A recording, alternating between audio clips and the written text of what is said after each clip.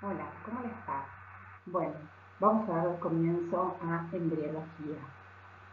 Entonces, vamos a definirla y una de las definiciones que encontré, ya que hay varias o diferentes formas de enunciarla, es la siguiente. Dice que la embriología es el área de la biología que estudia el desarrollo de un ser vivo desde la fecundación hasta el momento del nacimiento.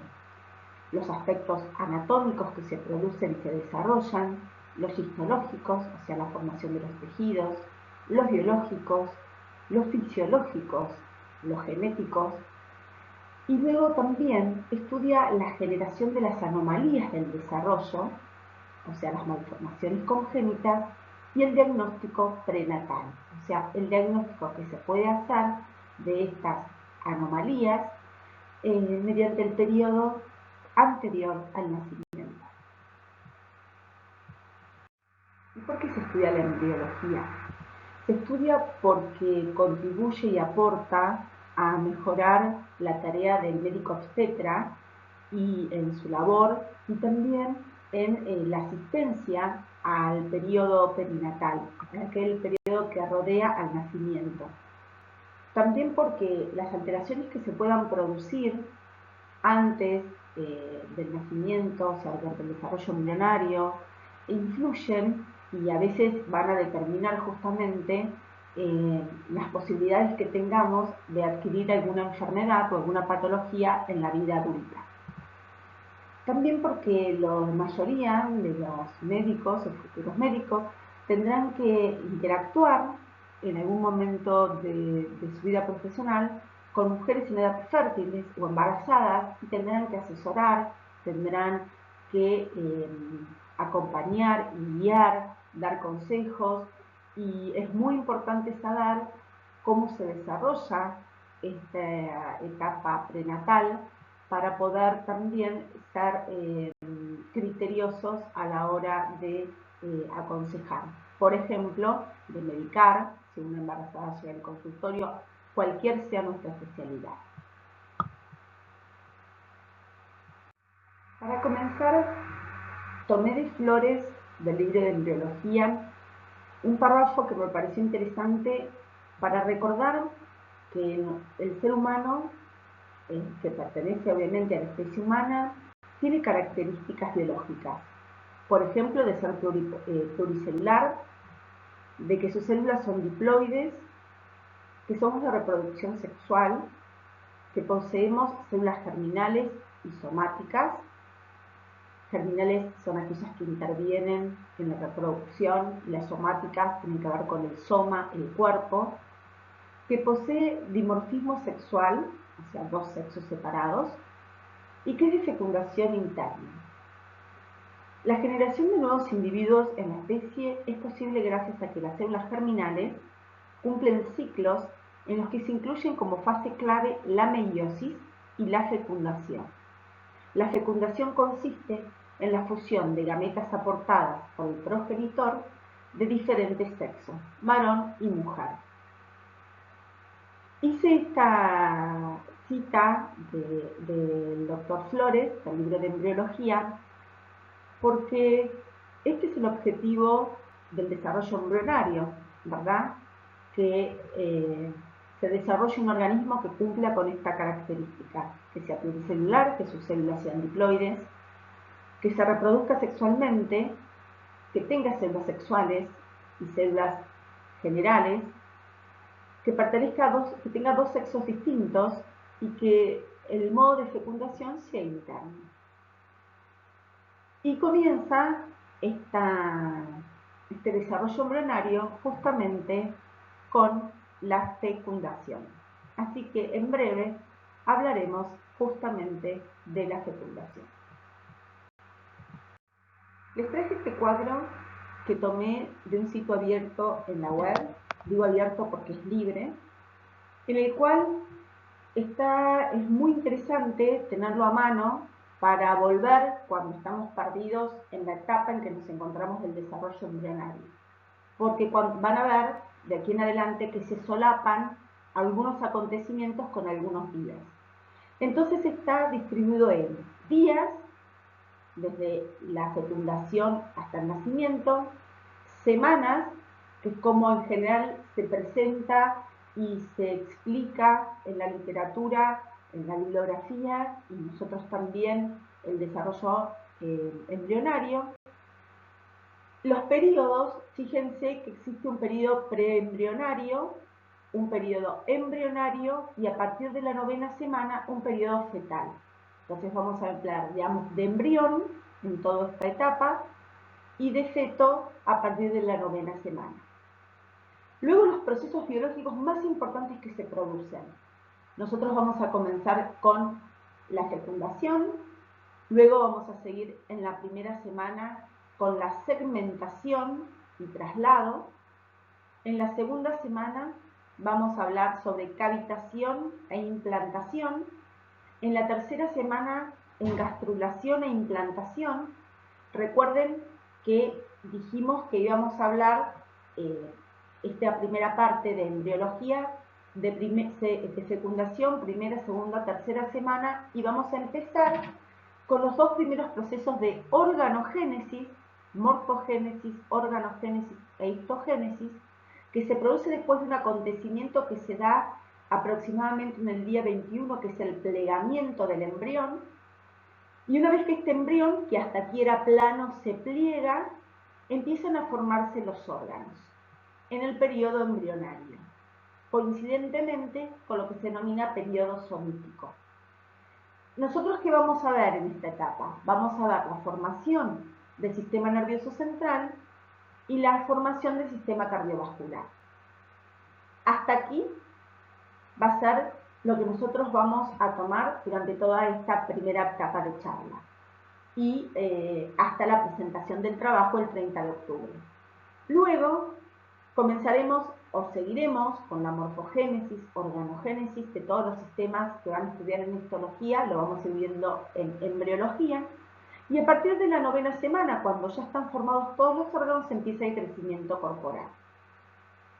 El nombre que adquiere el embrión y luego el feto a través de todo este tiempo va a ser en el momento de la fecundación, lo vamos a llamar cigoto. En la primera semana se va a llamar blastocisto, en la segunda semana se va a llamar disco bilaminar, en la tercera disco trilaminar y luego embrión propiamente dicho a partir de la 4ª semana y luego a partir de la 9ª feto, que coincide con el periodo fetal. Este cuadro, que tal vez ahora les parezcan muchas palabras difíciles o distintas o que no conocen, le van a ir dando sentido a medida que vayamos transcurriendo. Yo les recomendaría que si lo pueden imprimir o bajar o tenerlo accesible en su computadora, en un archivo, para volver cada vez que empezamos, para ubicarse en este como un mapa conceptual, ¿sí? En este dibujo que le traigo, este es una célula huevo cigoto, ¿sí? Y cómo a partir de una célula, ¿no?, fecundada, mediante la proliferación celular y la muerte celular, se convierte en un individuo, una sola célula. Nosotros vamos a estudiar, vamos a mirar, vamos a reflexionar cómo hace esta célula para, en todo este proceso que está representado por esta flecha, donde va a producirse por proliferación celular y también por muerte celular. ¿Por qué? Porque para darle forma al individuo, a los órganos, a los tejidos, estas células que se van a ir diferenciando van a tener que de alguna manera también muchas morir por apoptosis para poder dar forma a los órganos y que puedan cumplir una función. ¿Cuáles son los mecanismos por los cuales esta célula, huevo o cigoto, se convierte en un individuo multicelular, en un individuo complejo, compuesto por diferentes órganos, diferentes tejidos? Bueno, los mecanismos son la determinación de que una célula se convierta en otra, se diferencie. Justamente la diferenciación celular, la migración celular, la adhesión celular y la inducción. Les propongo que revisen la bibliografía sugerida y desarrollen o indaguen qué es la determinación, qué es la diferenciación, la migración, la adhesión y la inducción. Y luego lo charlaremos en los foros. Como vimos en el cuadro de la segunda diapositiva o tercera, las primeras etapas del desarrollo embrionario comienzan con la fecundación, luego se produce la segmentación, la blastulación, la gastrulación y la diferenciación. Pero nada de esto es posible si antes no se produce la gametogénesis, ¿no? La formación de las gametas, tanto femenina como masculina. Si bien no la incluimos en las etapas del desarrollo embrionario, no sería posible si la gametogénesis no se produjera.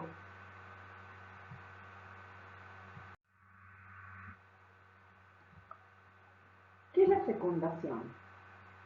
El desarrollo embrionario, ya lo dijimos, se iniciaba con la fecundación, que es el proceso por el cual el gameto masculino, que es el espermatozoide, y el gameto femenino, gameta femenina, que es el ovocito, se fusionan y originan un huevo cigoto.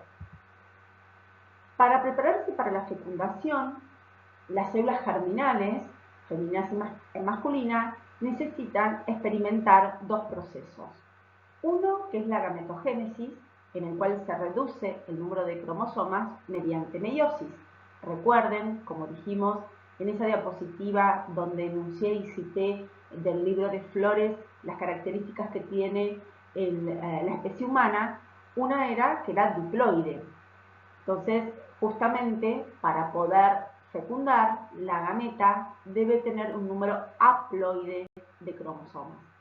Y eso lo consigue mediante la gametogénesis y meiosis. Luego que se produce la gametogénesis, también las gametas femeninas y masculinas deben pasar por una citodiferenciación. ¿Qué quiere decir? Una diferenciación celular, en la cual tienen la posibilidad y en el transcurso de esta citodiferenciación maduran.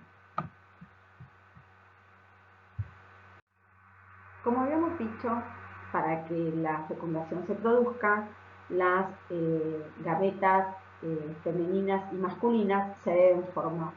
Y se forman por un proceso denominado gametogénesis. Las gametas, las células sexuales, se convierten en ovocitos que pueden ser fecundados y en espermatozoides capaces de fecundar.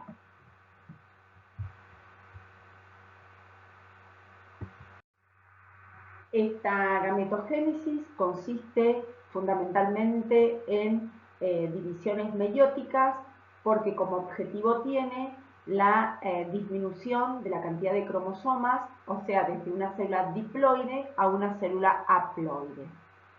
Esta división, como dice aquí muy bien, que ocurre en las células germinales y genera células con la mitad de la dotación cromosómica. La meiosis consiste en dos divisiones celulares, la meiosis tipo 1, que es reduccional, y la meiosis tipo 2, que es de tipo ecuatorial, o ecuacional o ecuatorial. Aquí vemos el proceso de la primera meiosis, desde la célula que empieza a dividirse. Estos son conceptos vistos en biología, por lo tanto vamos a hacer un repaso rápido. Aquí los cromosomas homólogos se alinean en parejas y se produce el crossing over o entrecruzamiento, con las distintas etapas de la meiosis, interfase, profase, metafase, anafase y telafase, dando lugar a dos hijas con material genético diferente. Bueno, aquí encontramos esta imagen de la meiosis 2, como dijimos era ecuatorial o ecuacional, donde la célula que habíamos visto anteriormente, que se encontraban sus cromosomas en el plano ecuatorial, se empieza a dividir en las dos células hijas, porque recuerden que de la meiosis 1 nacen dos células hijas, profase 2, metafase 2, anafase 2 y luego la telofase 2, en la cual dan como termina esta meiosis con 4 células con diferente material genético. En el caso de la gameta masculina, el proceso de la gametogénesis se denomina espermatogénesis. Ocurre en las gónadas masculinas, que son los testículos, específicamente una porción de esta gónada que se llama túbulo seminífero, ya lo vamos a ver cuando vean el sistema reproductor masculino. Se inicia en la pubertad, nunca concluye, el hombre puede producir espermatozoides mediante el mecanismo de espermatogénesis toda su vida, forma células haploides mediante el proceso de meiosis, como vimos anteriormente, y cuando se produce la espermatogénesis o comienza a producirse, causa un aumento en el volumen testicular. En esta diapositiva quiero aclarar algunos términos que considero que deben quedar claros y no confundirse. Cuando hablamos de espermatogénesis, hablamos justamente del proceso de la formación de los espermatozoides, de las gametas masculinas. Cuando hablamos de espermiogénesis, es la diferenciación de la espermátide a espermatozoide, ¿no? Este proceso que va de diferenciación que va sufriendo la espermatogonia a este espermatozoide. Bueno, cuando pasa de espermátide a espermatozoide, que es el último escalón, hablamos de espermiogénesis. Y espermiación es la liberación de las gametas masculinas a la luz del túbulo seminífero, cuando luego se va a producir la eyaculación. O sea, la espermiación es, vuelvo a repetir, cuando los espermatozoides son liberados a la luz del túbulo seminífero y van a recorrer toda la vía espermática para luego ser eyaculados. En esta imagen vemos el testículo, la ubicación en la bolsa del escroto, ya lo van a ver también en anatomía. Estos son los túbulos seminíferos que le comentaba. Aquí adentro, dentro del testículo de los túbulos seminíferos, que son estos, se produce justamente esta gametogénesis, esta espermatogénesis. Como ven, en la pared de este tubo, que ya vamos a ver con detalle en histología, una espermatogonia de carga cromosómica diploide va a entrar en divisiones meióticas, por lo cual va a dividirse en una primera división meiótica en dos células hijas de diferentes cargas genéticas, y por una segunda división meiótica o meiosis 2 en 4 células hijas haploides, ¿sí? Con 23 cromosomas cada uno, o N, también así se representa, ¿sí? Que serían los espermatozoides. Luego de esta gametogénesis, estos espermatozoides van a tener que madurar y capacitarse para adquirir el potencial de fecundar. Con respecto a la gametogénesis de la gameta femenina, o también llamado ovogénesis, en este proceso es la formación de los óvulos, se produce en el ovario a partir de células más inmaduras, que son las ovogonias diploides, o sea que tienen 2 N de cromosomas, 2 cargas cromosómicas. Estas ovogonias pasan por una fase de proliferación y de crecimiento, transformándose en lo que se denomina ovocito primario. Todo esto lo vamos a ver con detalle cuando veamos aparato reproductor femenino. Luego estos ovocitos primarios, cuando van madurando, se produce la primera división meiótica y se transforman en dos células de diferentes tamaños, una más grande, que va a ser el ovocito secundario, y otra pequeña, sin actividad y sin un fin, que es el corpúsculo polar. Ambos, tanto el ovocito secundario como el cuerpo polar, van a sufrir la segunda división meiótica y allí van a originar al óvulo y 3 corpúsculos polares. Fíjense que hay una diferenciación entre la espermatogénesis y la ovogénesis. En la espermatogénesis íbamos a obtener 4 espermátides o espermatozoides, mientras que en la ovogénesis solamente se obtiene un solo óvulo y 3 cuerpos polares que se pierden. Volviendo al aparato reproductor femenino, así como les mostré del masculino, la ovogénesis se produce en los ovarios, que forman parte del sistema reproductor femenino. Aquí con más nitidez y en este dibujo mayor aumento, este es un dibujo tomado de la web, encontramos al ovario y los distintos estadios foliculares hasta la ovulación. O sea, el ovocito que va sufriendo desde ovocito primario, secundario, ¿sí? Dentro de estos folículos va a ir transformándose, que eso lo vamos a estudiar más adelante, pero esta imagen tiene como finalidad que ustedes sepan que la célula que puede fecundar, ser fecundada, es la gameta femenina, denominada óvulo, o ovocito secundario, ya lo vamos a ver también eso, es liberado desde el ovario hacia las trompas de falopio mediante un proceso denominado ovulación. En esta diapositiva, repitiendo un poquito lo que habíamos hablado antes, está la diferencia entre la espermatogénesis y la ovogénesis a partir de una espermatogonia por procesos de crecimiento, 2 meiosis, meiosis 1 y meiosis 2, diferenciación, se convierte esta espermatogonia en 4 espermatozoides, mientras que la ovogonia, pasando por los mismos procesos, termina formando un solo óvulo.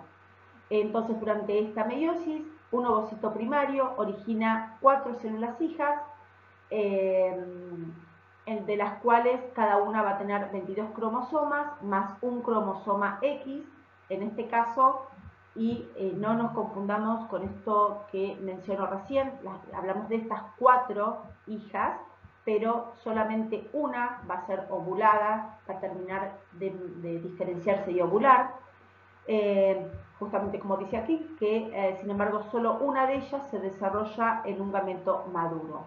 Las demás, que son estas, son los cuerpos polares que degeneran posteriormente.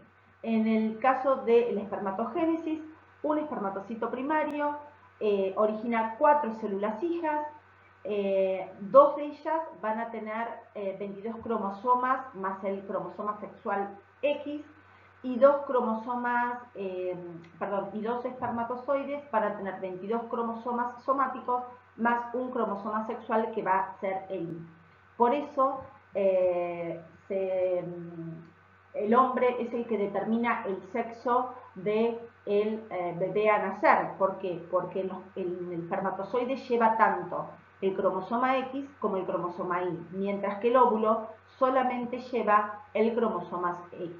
Entonces, si se une el óvulo, que siempre va a ser X, con un espermatozoide X, va a ser de sexo femenino.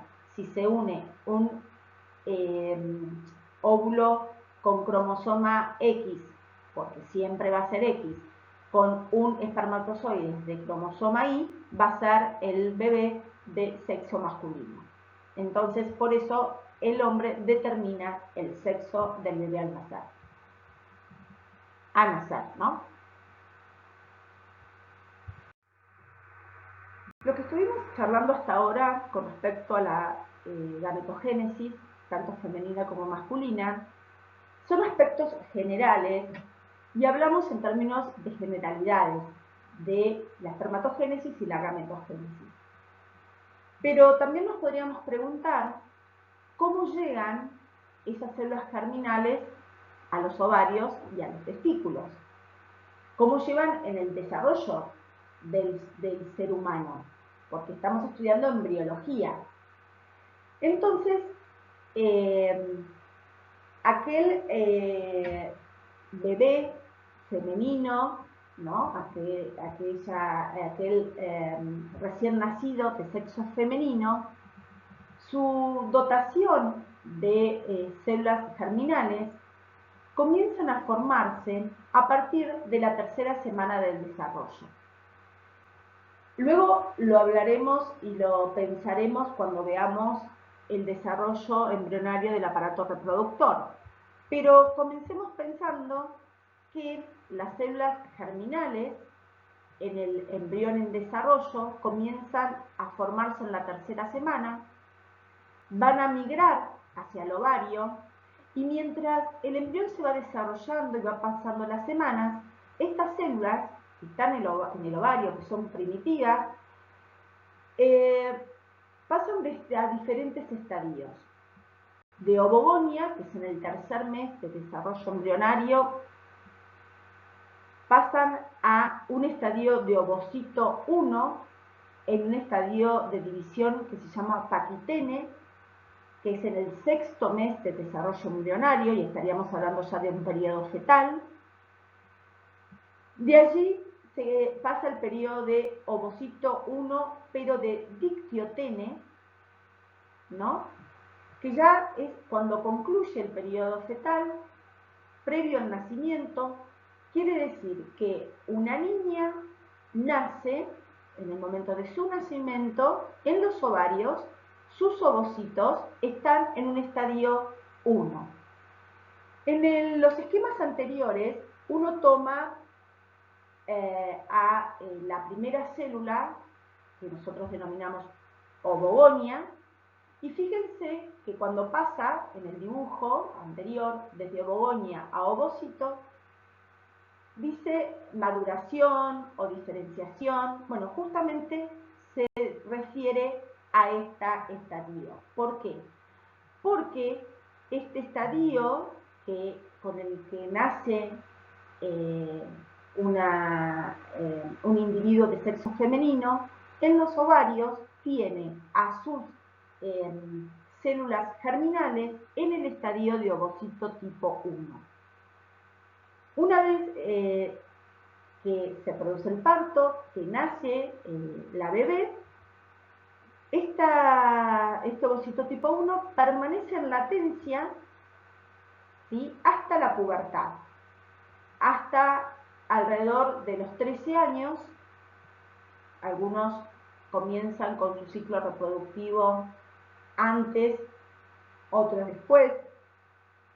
Entonces, en esta edad, en esta pubertad, cuando comienza a producirse el ciclo sexual, en el cual se produce la ovulación y la mujer ovula, libera, como yo les había comentado en las filminas, y si quieren pueden volver, del aparato reproductor femenino, en el cual se produce la ovulación desde el ovario hacia la trompa de falopio.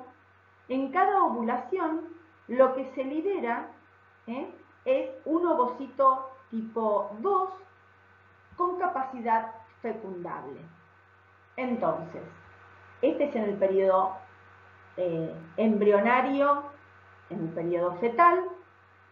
Luego, cuando el feto femenino y luego el bebé, la recién nacida femenina, va a tener en sus ovarios ovocitos tipo 1, en estadio de dictiotene, lo va a mantener en latencia hasta los 13 años y hasta los 40, que es el periodo de que las mujeres podemos reproducirnos, quedar embarazadas. Entonces se produce la ovulación todos los meses. ¿Y qué ovulamos? Bueno, lo que todos los meses ovulan las mujeres son ovocitos tipo 2 con la posibilidad de ser fecundables. Entonces, aquí les puse un resumen que al nacer una niña posee ovocitos tipo 1 detenidos en el estadio de diplotene, ¿sí?, o dictiotene. Diplotene o dictiotene es sinónimo. Después de permanecer en latencia, aproximadamente a los 13 años y hasta los 40, se transforma en ovocito tipo 2, que es ovulado. O sea, las mujeres ovulamos ovocitos tipo 2, uno en cada ciclo. Una vez en la trompa de Falopia, por eso acá lo dicen, en la trompa de Falopio, si es fecundado, se transformará en huevo o cigoto.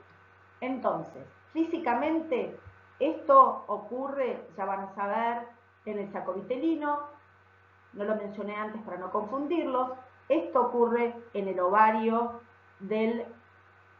todavía del bebé por nacer, esto ocurre luego del nacimiento y siempre en el ovario, y cuando se produce la ovulación, esto que es el ovocito 2 fecundable y la fecundación se produce en las trompas de Falopio.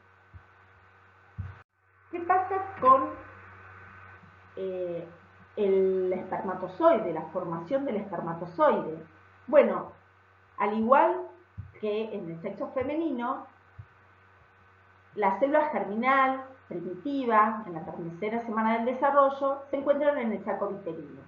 Van a migrar hacia el testículo, que es el órgano reproductor masculino, y allí esta espermatogonia va a estar tal cual migró, ¿no?, hasta el recién nacido. Luego está en latencia más o menos hasta los 10, 14 años, hasta la pubertad, pero siempre como espermatogonia. No es como en el ovocito que se va transformando en diferentes estadios de ovocito tipo 1. Aquí la espermatogonia permanece como tal hasta la pubertad dentro del testículo. Luego, cuando se produce la pubertad y por acción hormonal, dentro mismo del testículo, la espermatogonia se convierte en espermatocito tipo 1, luego en espermatocito tipo 2, luego en espermátide, todo esto sucediendo en los diferentes estadios de la meiosis, como explicamos anteriormente, hasta convertirse, que luego vamos a ver cómo, en el espermatozoide que tiene que antes pasar por otros procesos de capacitación y maduración, pero que va a poder fecundar. Entre el estadio de espermatogonia hasta espermatozoides pasan alrededor de 70 días, pero cada espermatogonia, recuerden, va a producir 4 espermatozoides. Y en el estímulo hormonal en el cual se produce en la pubertad la espermatogénesis, son muchas espermatogonias a la vez que entran en este proceso.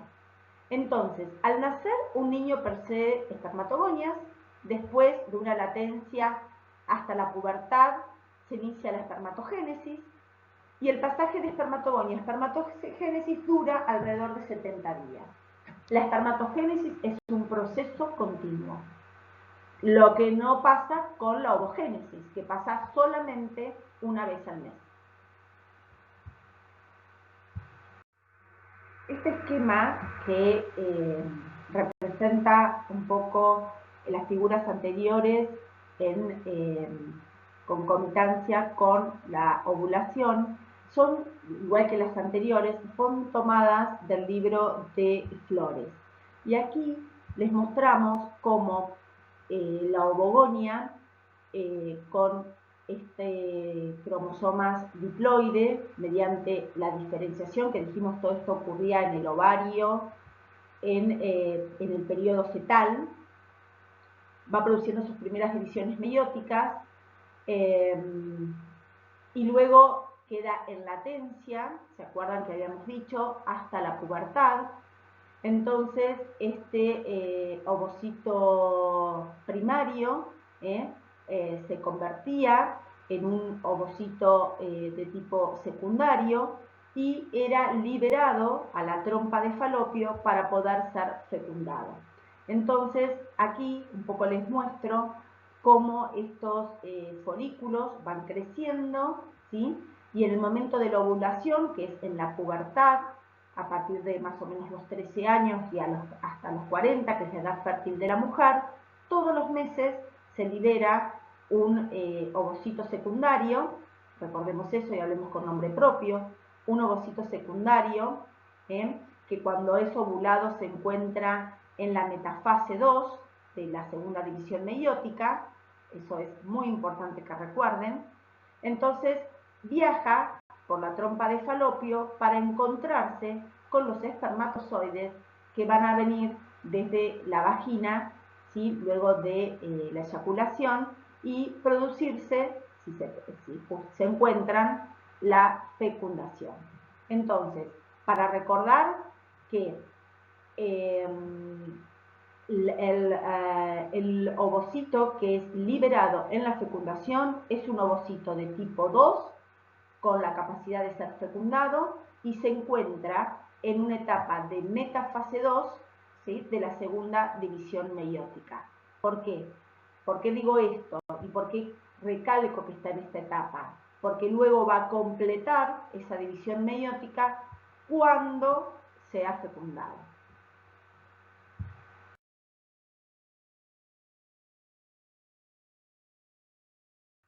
Bien, hasta ahora vimos cómo se formaban las gametas, femeninas y masculinas, por el proceso de gametogénesis. Vimos también cómo estas gametas iban diferenciándose, iban madurando. Todavía nos falta comentar las últimas diferenciaciones o maduraciones que sufre el espermatozoide, pero comentamos también qué características tenía este ovocito tipo 2 cuando era ovulado. Entonces, antes de producirse la fecundación, las características morfológicas de los gametos son las que estamos viendo. Este ovocito tipo 2, que es el que es liberado mediante el proceso de ovulación desde el ovario hacia la trompa de Falopio, está formado por un citoplasma, un núcleo, el cuerpo polar. Recuerdan que se producía en la primera división meiótica. Recuerden que la segunda división meiótica todavía no concluye. El ovocito tipo 2 es liberado a la trompa de Falopio en la mitad de su segunda división meiótica. Por lo tanto, hay un solo cuerpo polar por ahora, antes de la fecundación, y un núcleo. Esta célula, que tiene su citoplasma, tiene su núcleo, no se encuentra sola, sino que su membrana plasmática está rodeada por una capa denominada carpa pelúcida, y luego por otras capas celulares denominada corona radiada. Le sirve de protección, sirve de adhesión, ¿sí?, y sirve de selección. Ya vamos a ver cómo. Entonces, un ovocito tipo 2 en estadio de metafase, que es liberado en la ovulación, todavía no concluye su segunda división meiótica, está conformado por un citoplasma, un núcleo, un cuerpo polar, una capa pelúcida y una corona radiada o radiata. En cuanto al gameto masculino, que es el espermatozoide, lo conforma una cabeza acompañado por un núcleo, una sección bien cefálica denominada acrosoma, un cuello ocupado por una alta cantidad de mitocondrias que le da la energía para moverse, y una cola de aspecto flagelar que le permite la movilidad. Antes de comenzar con la fecundación, nos pareció importante repasar y recalcar algunos aspectos que tienen que ver con la ovulación. La ovulación se da bajo las influencias de dos hormonas secretadas por la glándula hipófisis, que son la hormona luteinizante y folículo estimulante. Estas hormonas, que actúan sobre los ovarios, hacen que el folículo secundario, el folículo es la estructura donde cuida y donde se encuentra dentro de él los ovocitos. Este folículo, que es el lugar de resguardo donde allí se aloja el ovocito, crece con rapidez para poder llegar a un tamaño tal que pueda romper la pared del ovario y ser liberado hacia las trompas de Falopio. Este aumento de esta hormona, de la hormona luteinizante, va a tener como consecuencia que el ovocito primario o el ovocito tipo 1 complete la primera división meiótica. ¿Se acuerdan del cuadro anterior que habíamos visto? Y hace que este folículo, que es el lugar donde está contenido este ovocito primario, entre en la fase pre. Teniendo en cuenta la filmina en que habíamos visto que era de flores, en las cuales nos explicaba perfectamente la evolución de la ovogonia desde los estadios embrionarios por periodo fetal y luego hasta la pubertad en el ovario, ¿sí?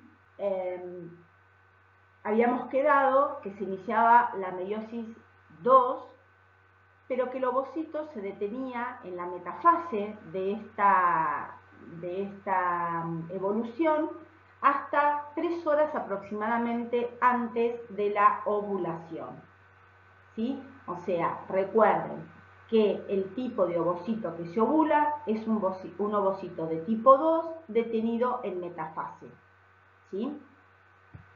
De la meiosis 2. ¿Por qué? Porque luego recuerden que va a completarse esa segunda división meiótica si ese ovocito es fecundado en las trompas de falopio.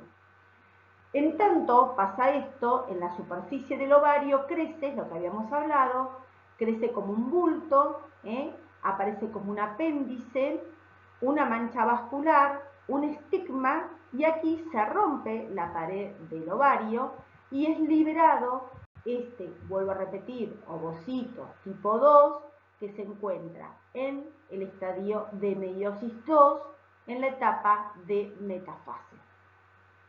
Eso no nos tenemos que olvidar. Aquí vemos otro dibujo en el cual se observa en el momento de la ovulación, fíjense cómo el epitelio del ovario se rompe para liberar a este ovocito que, como habíamos visto, se libera con su núcleo, su citoplasma, un cuerpo polar, la membrana pelúcida y la corona radiada o radiata.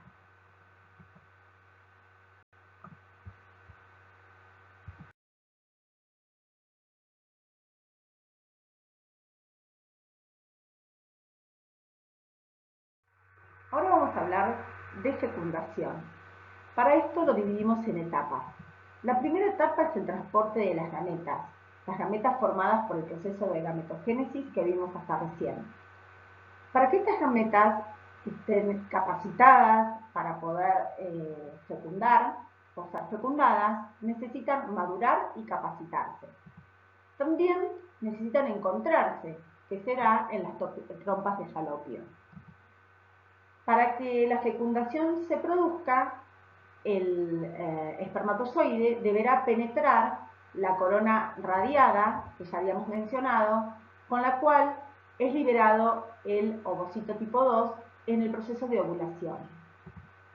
Una vez que penetre la corona radiada, debe haber un reconocimiento y una adhesión de ese espermatozoide a ese ovocito tipo 2. Luego se producirá lo que llamamos reacción acrosómica, la denudación, la penetración de esa última membrana íntima que rodea al ovocito tipo 2, que es la penetración de la membrana pelúcida, la fusión, ¿sí?, de los pronúcleos femenino y masculino, el bloqueo de la polispermia, bloqueo del resto de los espermatozoides porque solo uno va a poder fecundar, el reinicio de la segunda división meiótica, porque recuerden, el ovocito tipo 2 había quedado en estado de latencia en la segunda división meiótica en el estadio de metafase, cuando luego de la fecundación se reinicia la segunda división meiótica. La formación de los pronúcleos femeninos y masculinos, y lo que se denomina singamia y anfimixis, que luego vamos a desarrollar. ¿Cómo se transporta el ovocito? Bien, el ovocito es transportado desde el ovario, donde, protegido por los folículos, permanece en latencia el ovocito tipo 1, va diferenciándose en sus diferentes estadios y divisiones, influenciado por las hormonas hipofisiarias luteinizante y folículo estimulante, va madurando hasta llegar a un estadio que se denomina estadio de folículo de Graf, que luego lo vamos a estudiar más adelante, en el cual, mediante la presión de este aumento de tamaño del folículo, no del ovocito, sino del folículo, que es ese entorno que lo rodea y lo cuida, el ovocito tipo 2, en estadio, dijimos, de segunda división meiótica, es liberado a un espacio, ¿sí?, donde es barrido por estas prolongaciones digitiformes que tiene en el extremo distal la trompa de Falopio, denominado fimbria, que lo barre y lo lleva hasta el interior de la trompa para que comience su camino hasta el encuentro del espermatozoide. Un espermatozoide que es depositado en la vagina de la mujer, en la eyaculación del hombre, y que también comienza un camino inverso desde la vagina, atraviesa el útero, sube por las trompas de Falopio para poder encontrarse con el ovocito y fecundar. En esta diapositiva les dejo resumido y en forma escrita lo que hablé en la diapositiva anterior.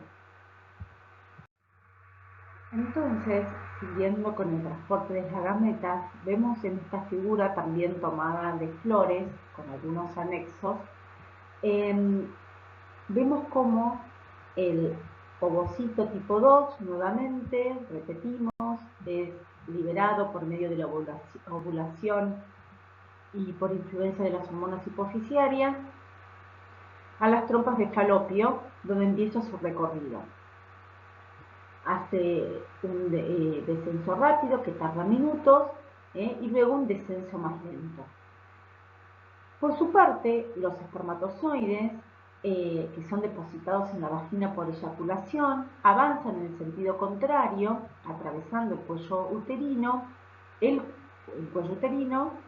útero, y arribando a las trompas de Falopio, donde ambos se encuentran más o menos a la altura del tercio distal. Por supuesto que esta imagen de los espermatozoides está desproporcionada, ¿no? Son mucho más pequeños. No es el tamaño del espermatozoide, es solamente un dibujo de tipo ilustrativo. Tengan en cuenta que en el eyaculado se depositan en la vagina alrededor de 8 millones de espermatozoides, ¿sí?, que son justamente los que deben atravesar algunos impedimentos, como puede ser el pH vaginal, la estructura anatómica de la vagina, del cuello del útero. Tienen que ascender hacia, este es el cuello y el cuerpo del útero, y luego por las trompas de Falopio para poder encontrarse. Los ovocitos, el ovocito tipo 2, conserva una capacidad para ser fecundado de hasta 24 horas una vez que es ovulado. Y el espermatozoide entre 24 y 72 horas una vez que es liberado a la vagina. Entonces, justamente, volvemos a repetir, el espermatozoide hace este recorrido y el óvulo en sentido contrario. Entonces, comenzamos hablando de gametogénesis para conocer cómo se forman estas gametas y en qué estadio estas gametas son liberadas del aparato reproductor femenino y masculino. Una vez que son liberadas, uno por eyaculación y el otro por ovulación, recorren el tracto femenino, la trompa de Falopio, en el caso del óvulo, o del ovocito tipo 2, en el caso del espermatozoide, en la vagina, cuello de útero y parte de las trompas, para encontrarse en el tercio distal y producirse la fecundación. Esta es una microfotografía de una microscopía electrónica de barrido. Fíjense cómo se ve al ovocito rodeado por sus membranas y muchísimos espermatozoides intentando fecundarlo. Entonces definimos a la fecundación como un fenómeno biológico mediante el cual se une el espermatozoide, porque uno solo de estos va a ser, y el óvulo, representado por el ovocito tipo 2, para formar una célula nueva, que va a ser denominado huevo o cigoto, y aquí se inicia el desarrollo embrionario, con la fecundación. Ahora bien, realmente el espermatozoide, una vez que es liberado hacia el tracto femenino, está totalmente capacitado y preparado para fertilizar, para fecundar. Pues no. Al abandonar los testículos, los espermatozoides no están preparados para fertilizar al ovocito 2 o fecundarlo. Y por eso deben pasar o experimentar dos acontecimientos o dos procesos, que son la maduración y la capacitación. La maduración, que se da en el epidídimo es un tubo que se encuentra rodeando el testículo, y la capacitación la hace en conjunto con la reacción acrosómica, lo hace en el tracto genital femenino. Por lo tanto, para que un espermatozoide pueda fecundar al óvulo, debe pasar por maduración y capacitación. La maduración del espermatozoide supone cambios morfológicos en su estructura, fisiológicos en sus funciones y bioquímicos, debido a la influencia de justamente algunas sustancias que libera el epidídimo, que es el túbulo por donde él tiene que pasar para luego seguir por la vía espermática y llegar al exterior. Allí se desarrollan microvesículas y microtúbulos entre la membrana plasmática y el acrosoma del espermatozoide. Le permite adquirir una motilidad característica. Además, las proteínas, las glucoproteínas, que son de origen epididimario, o sea, del epidídimo, se integran a la membrana plasmática del espermatozoide formando una cubierta que lo recubre. Entonces, esta maduración, que importante dentro del epidídimo, le va a dar características físicas, o sea, le va a permitir moverse, y también le va a permitir formar una cubierta superficial que lo va a ayudar a pasar por el tracto genital femenino.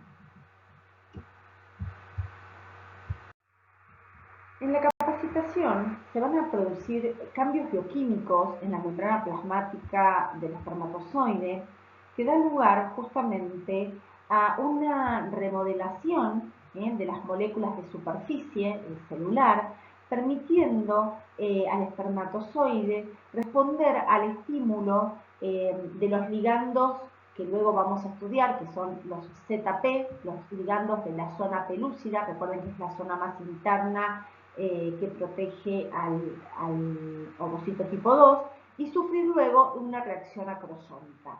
La capacitación está seguida y en conjunto con la reacción acrosómica. Esta capacitación se da en el tracto genital femenino durante el ascenso del espermatozoide, dura aproximadamente 7 horas, y lo que va a hacer puntualmente es cambiar la permeabilidad de la membrana plasmática, sobre todo en la zona frontal de la cabeza del espermatozoide. Este cambio de permeabilidad le va a permitir la captación del colesterol por parte de la albúmina de los fluidos tubáricos, y también la modificación, o sea, la eliminación o remoción de estas glucoproteínas que se encuentran en la membrana, gracias, esta eliminación se debe a algunas betas amilasas, enzimas secretadas por la trompa de falopio, que aquí vemos este epitelio secretor de la trompa de falopio que libera estas enzimas que van a eliminar o remover a las glicoproteínas de la porción frontal del espermatozoide.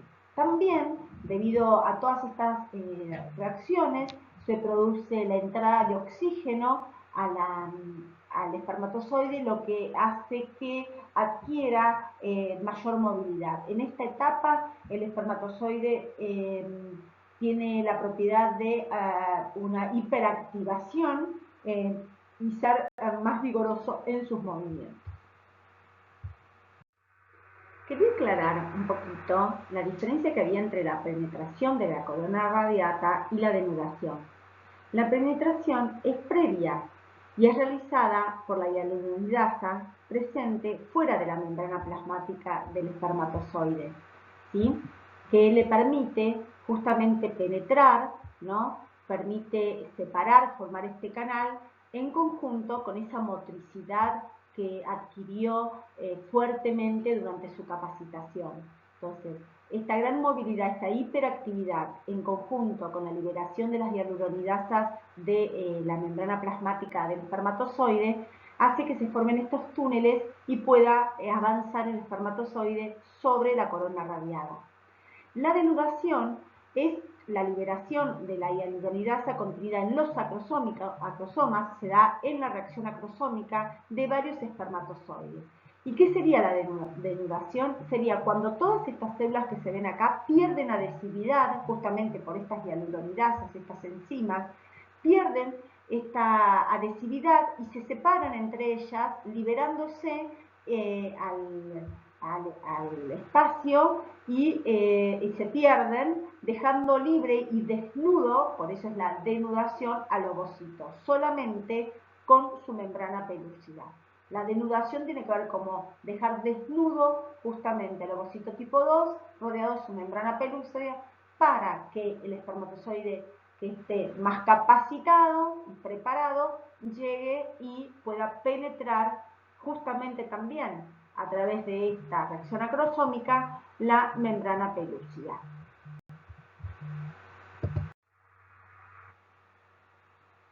La reacción acrosómica se produce o se desencadena por la interacción de las moléculas ZP3 de la membrana pelúcida con sus proteínas receptoras de la superficie del espermatozoide. Pero para que el espermatozoide llegue hasta esa membrana, deben suceder diferentes acontecimientos. Primero hay una unión, una múltiple unión de las membranas que rodean justamente al espermatozoide. Sería la membrana del acrosoma, la membrana externa del acrosoma, aquí se los voy a mostrar, la membrana externa del acrosoma, ¿no?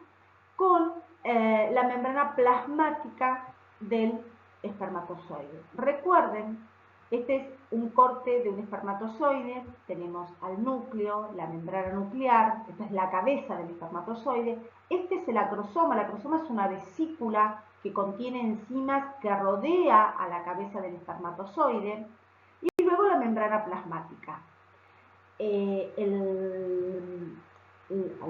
Esta vesícula, este acrosoma, tiene una membrana externa y una membrana interna. Entonces, se hacen poros por la unión entre la membrana externa del acrosoma con la membrana plasmática. Al formarse estos poros, que los vemos aquí, ¿sí?, hace que luego desaparezcan ambas membranas y queden expuestas y permitiendo la liberación de las enzimas acrosómicas. Estas enzimas acrosómicas que se liberan por exocitosis son y que están contenidas dentro del acrosoma son la hialuronidasa, la acrosina, la neuramidasas, entre otras, que también hay, pero estas son las más importantes. Entonces, justamente, estos poros o estos pequeños puntos de fusión hace que se puedan liberar. Como consecuencia de esta liberación, se produce la próxima etapa, que es la denudación y la penetración de la membrana pelúcida. Entonces, hasta ahora habíamos entrado, el espermatozoide había pasado la corona radiada y la corona radiata gracias a su movilidad, gracias a sus proteínas de membrana. Una vez que penetra, que hace ese túnel, llega hasta la zona pelúcida, pero para atravesarla necesita que, eso fue durante la capacitación, ahora necesita de esta reacción que se produce en el acrosoma, esta liberación de las enzimas, para poder penetrar la zona pelúcida.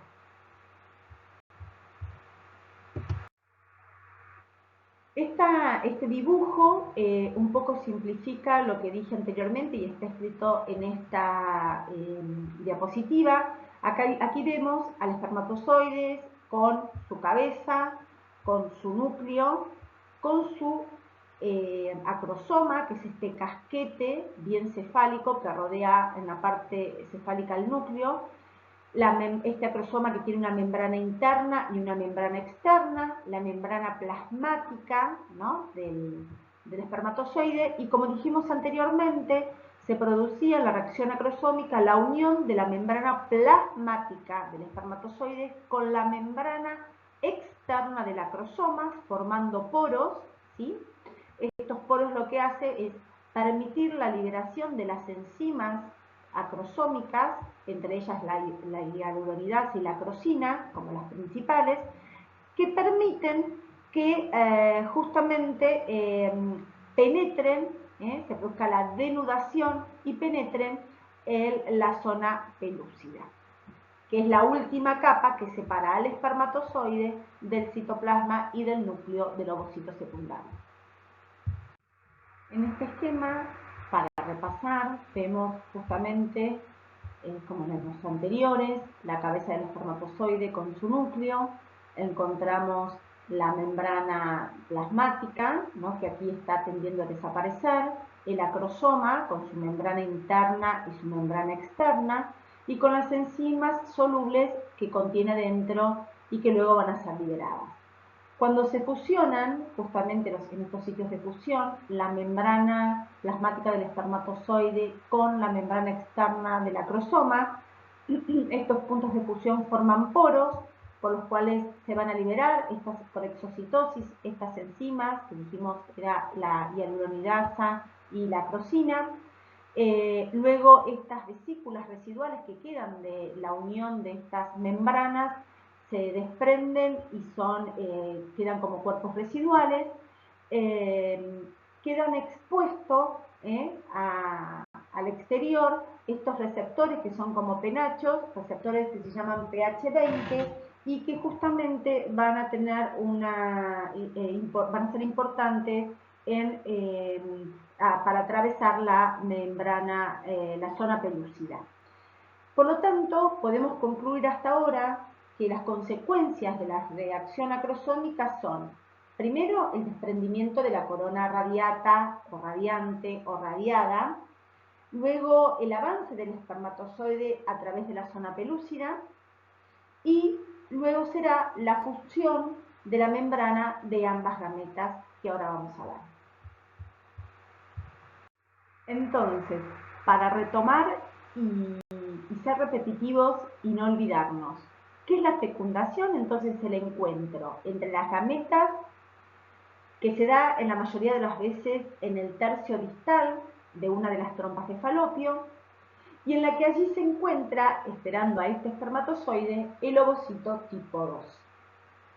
Ya vimos que el espermatozoide sufrió su maduración en el tracto genital masculino y su capacitación y reacción acrosómica en el tracto genital femenino. Por lo tanto, hasta ahora hemos visto que dentro de la fecundación encontramos algunas fases que ya recorrimos. La primera, la penetración de la corona radiata o radiante. Luego, la penetración de la zona pelúcida, ¿no?, a través de las enzimas hialuronidasas, que ahora vamos a desarrollar un poquito más. Y por último, la fusión de las membranas celulares del ovocito y el espermatozoide. En esta diapositiva vamos a ver justamente la penetración de la zona pelúcida y la fusión de las membranas. Fíjense cómo entró, el espermatozoide ha perdido su cola, ¿no?, en la segunda parte cómo es englobado e introducido dentro de la membrana plasmática, y luego cómo ya queda totalmente incluida la cabeza, ¿no?, con el núcleo del ovocito. En esta primera parte tiene una importancia predominante la acrosina, que justamente va a degradar la zona pelúcida. ¿Se acuerdan que en la reacción acrosómica no solo se le liberaba hialuronidasa, sino también acrosina? Y va a apoyarse y a encontrarse con la membrana del ovocito, una membrana que es de tipo irregular.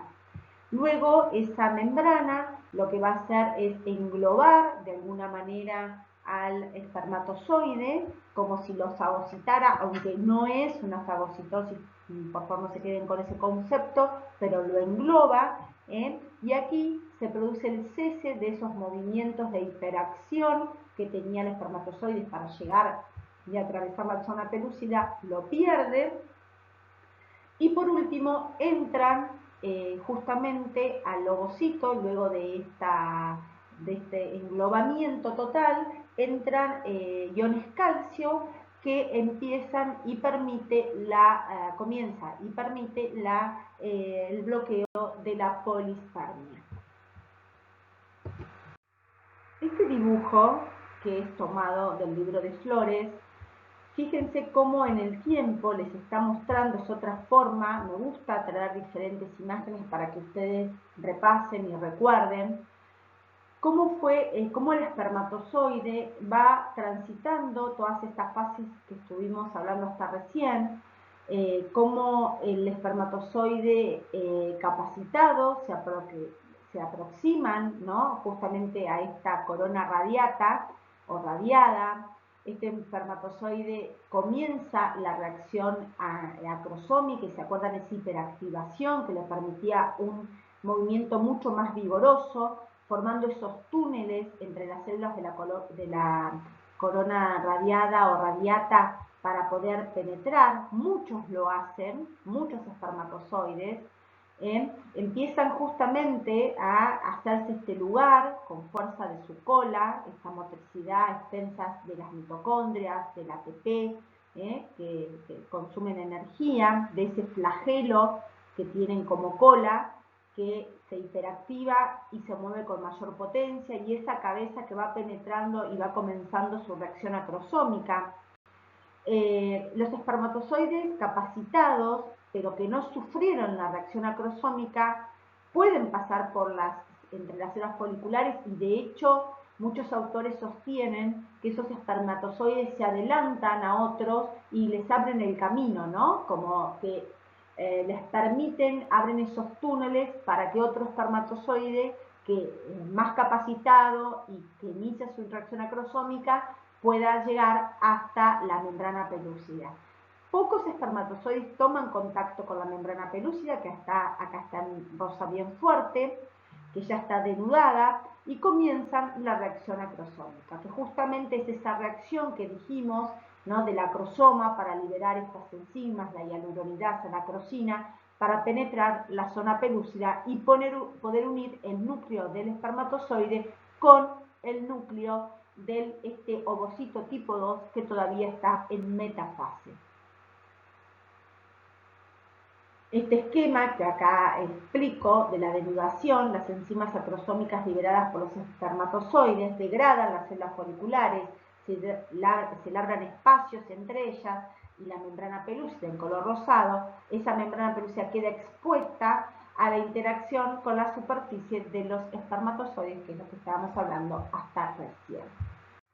Les traigo esta fotografía con una microfotografía hecha con un microscopio electrónico de barrido. Fíjense este ovocito tipo 2 a punto de ser fecundado, cómo está rodeado de espermatozoides. Aquí ven las cabezas y sus colas, como una gran madeja, un ovillo, tratando y compitiendo entre ellos para poder penetrar cada una de las barreras, ¿no? Ya pasaron, fíjense que dijimos que 8 millones de espermatozoides eran depositados en la vagina y justamente empieza la selección ya no más en el primer tracto femenino, en la primera porción, por el pH de la vagina, por la morfología que tiene también el útero. Todo esto tiene que ver con aquellos que son más aptos para seguir avanzando hasta las trompas de falopio, luego deben capacitarse, recuerden que maduran en el recto genital masculino, deben capacitarse y dentro de esta capacitación también luego sufrir esta reacción acrosómica y no todos lo logran, pero sí muchos llegan, muchos tratan, algunos, como dije anteriormente, y pasarán la corona radiata haciendo túneles para que los más capacitados o aquellos con mayor movilidad, con mayor poder de penetración, lleguen hasta la zona pelúcida y mediante la reacción acrosómica la penetren. Bueno, para culminar con esta primera parte del desarrollo embrionario con respecto a la fecundación y esta larga lista color naranja que teníamos al principio de la charla, llegamos a la formación de los pronúcleos femeninos y masculinos. Recuerden que el espermatozoide, cuando penetra la zona pelúcida, se bloquea la polispermia y se deshacen sus membranas, quedando libre el núcleo o pronúcleo masculino. A la espera estaba el pronúcleo femenino. Estos dos pronúcleos se acercan, se fusionan y por el proceso de singamia se disuelven las cariotecas. Luego se produce el entrecruzamiento, la mezcla de los cromosomas maternos y paternos. Esta mezcla es lo que da la diversidad genética. Se ubican estos cromosomas en el plano ecuatorial mediante el proceso de anfimixis y comienza la primera división mitótica. Cuando se da este acontecimiento, culmina la fecundación y se inicia la segmentación que vamos a ver la clase que viene. En la próxima filmina veremos cuáles son las consecuencias finales de todo este proceso de fecundación y cuáles son las anomalías que pueden producirse justamente en entrecruzamiento de esta mezcla de cromosomas paternos y maternos. Así que en la próxima filmina veremos lo que les estoy anticipando. Entonces, para sintetizar e ir terminando, los resultados de la fecundación son estimular al ovocito secundario para que culmine la segunda división meiótica, restablecer el número normal, o sea, el diploide en el huevo cigoto, que es de 46 cromosomas, a través de justamente la combinación de los cromosomas maternos y paternos, que va a dar como resultado la variación de la especie humana, no somos todos iguales, gracias justamente a esta combinación. El cruzamiento de los cromosomas que se da reubica los segmentos de cromosomas maternos y paternos, se produce la mezcla de genes y así una recombinación del material genético. Determina la fecundación el sexo del embrión, ya que el hombre aporta dentro de sus cromosomas el cromosoma sexual X o Y y la mujer solamente el X, entonces la combinación dará femenino-masculino. Causa la activación metabólica del ovocito e inicia la segmentación, o sea, la división celular del huevo cigoto, que vamos a dar la clase que viene con segmentación. Para terminar, solamente les voy a dejar algunas alteraciones que se pueden producir cuando este entrecruzamiento cromosómico no se da como corresponde.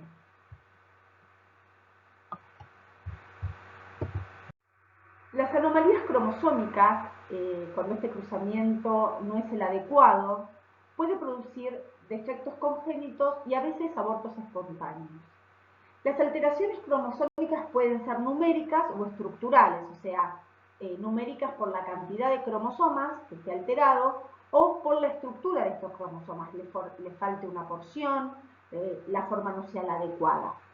Dentro de las numéricas encontramos las que son aneuploidías o euploidías. Todo esto ustedes lo van a ver en genética, pero lo refuerzo porque seguramente algún caso clínico para resolver va a recaer en este tema. Entre las aneuploidías encontramos las autosómicas o las sexuales y pueden ser monosomías, trisomías o polisomías. En cambio, las euploidías pueden ser triploidías o tetraploidías. Entre las anomalías numéricas homogénicas, o sea, por mecanismos de formación, pueden ser por la no disyunción en la meiosis, ¿no? Cuando hay una alteración en la división en la meiosis. Y bueno, ahí tenemos las distintas formas que tienen que ver con esto de lo numérico, ¿no? Las trisomías, aquí estamos, las señalo, las trisomías, las monosomías, el normal, la monosomía o la trisomía. Entonces, fíjense que pueden ser por no disyunción o por disyunción. No voy a entrar en detalle en estos temas porque lo van a ver muy bien en genética, pero es importante para nosotros en embriología que vean en dónde puede estar la alteración y cuál va a ser la consecuencia clínica de esta alteración, en este caso, esta anomalía numérica. Por ejemplo, en el caso de las trisomías, tenemos, por ejemplo, la trisomía del par 18, donde en vez de haber 2 cromosomas hay 3, la trisomía del par 13, nuevamente 3, en esto con la trisomía del par 21, y cada una de estas alteraciones cromosómicas que tiene que ver con alteración en la disyunción o no, dependerá de cuál fue el proceso alterado, cuáles van a ser las consecuencias clínicas patognomónicas visibles fenotípicamente y genotípicamente de estas alteraciones. Bueno, y por último, aquí tenemos una trisomía que involucra al par sexual, que es la trisomía de Klinefelter, el síndrome de Klinefelter, y una monosomía que involucra al par sexual también, pero que es la única en este caso que es compatible con la vida, la única monosomía. En este caso el individuo no tiene ovarios y tiene un aspecto de mujer. Bueno, yo les agradezco la atención, haberme escuchado y nos encontramos en la próxima charla que tiene que ver con segmentación y primera semana del desarrollo.